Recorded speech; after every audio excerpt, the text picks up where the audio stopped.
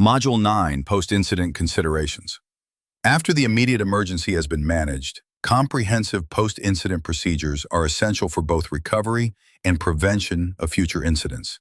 This module addresses the IMO mandated requirements for passenger vessels to implement a structured post-incident framework. Passenger welfare, implementing systematic assessment of physical injuries, providing trauma counseling, addressing special needs of vulnerable passengers, elderly, children, disabled, and establishing family reunification protocols.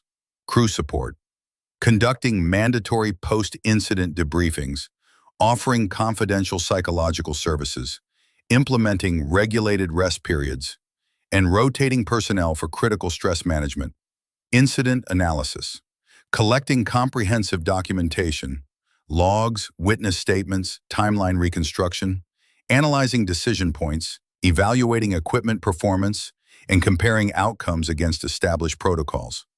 Procedure refinement, updating emergency response manuals, revising crew training requirements, enhancing communication systems, and implementing verification processes to ensure compliance with revised procedures.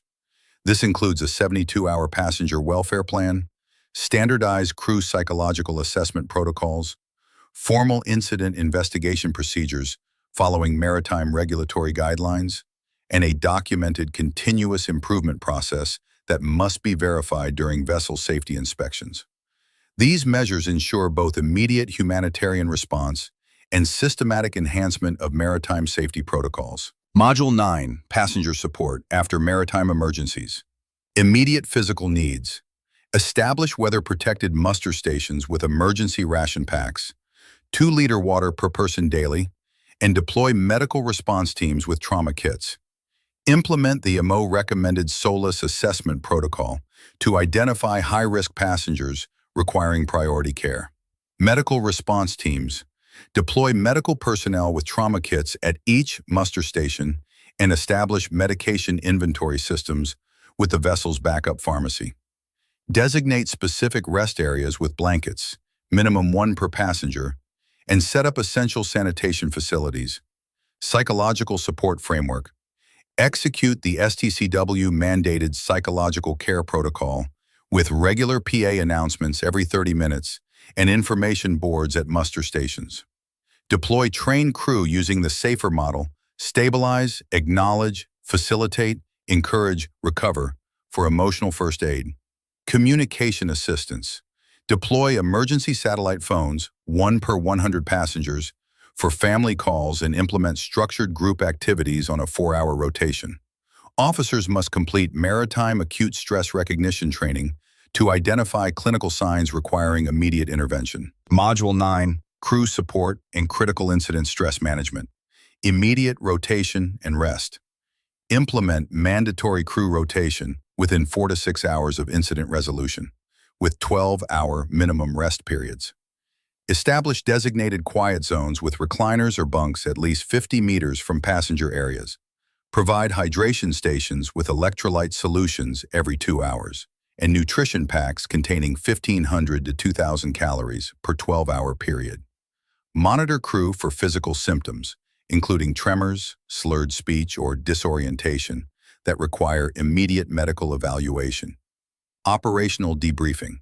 Schedule 60 to 90-minute technical debriefings within 12 hours post-incident using the standardized FACTS protocol. Facts, actions, consequences, thoughts, summary. Distribute incident timeline documents showing all key decision points and emergency phases. Specifically acknowledge effective evacuation procedures, communication clarity, and resource allocation decisions. Record lessons identified for integration into the formal incident analysis process. Psychological first aid. Conduct 30 to 45-minute voluntary diffusing sessions in groups of 4 to 6 crew members within 8 to 24 hours post-incident, led by peer supporters trained in the Mitchell model. Implement the 3R approach. Recognize stress symptoms, relate experiences factually, and review coping strategies. Distribute pocket reference cards listing common stress reactions, insomnia, irritability, concentration difficulties, and 5 immediate self-regulation techniques, including 4-7-8 breathing and grounding exercises. Professional support access. Establish a 3-tier support system. 24/7 confidential hotline staffed by maritime psychologists, on-call virtual counseling available within 2 hours of request, and in-person support at next port of call. Implement mandatory wellness check-ins at 3, 7, and 30 days post-incident using the PFAM screening tool. Ensure company policies explicitly provide paid leave for mental health appointments with guaranteed confidentiality and no career advancement penalties. Module 9, Incident Analysis and Learning. Data collection.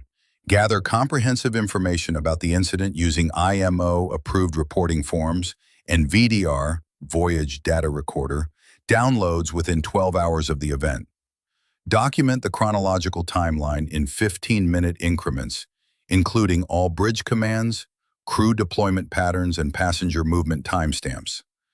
Collect both objective data, CCTV footage, communication logs, equipment status reports, and subjective accounts using standardized MAIB witness statement forms. Interview key personnel individually within 24 to 48 hours, starting with the officer of the watch, emergency response team leader, and medical first responders. Use the STAR technique, situation, task, action, result, to structure interviews, ensuring consistent information quality across all statements and preventing cross-contamination of recollections. Systematic analysis.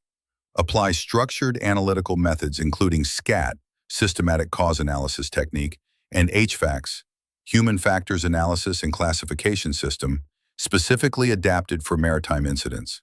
Compare actual muster times against SOLAS standards, evacuation pathways against crowd behavior models, and communication clarity against IMO intelligibility requirements.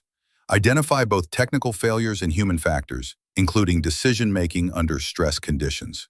Map the incident against ISM code requirements and company SMS, safety management system, procedures, identifying any practical drift between documented procedures and actual practice. Quantify response times for critical actions, such as fire team deployment, target everyone 2 minutes, medical response, target everyone 4 minutes, and passenger mustering, target everyone 30 minutes, to benchmark against industry standards. Lesson implementation. Transform analytical findings into concrete improvements using the 70-20-10 framework. 70% operational changes, 20% training enhancements, and 10% equipment modifications.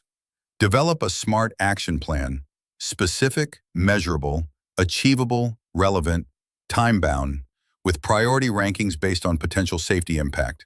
Assign responsibility to specific positions, not individuals, with clear implementation deadlines.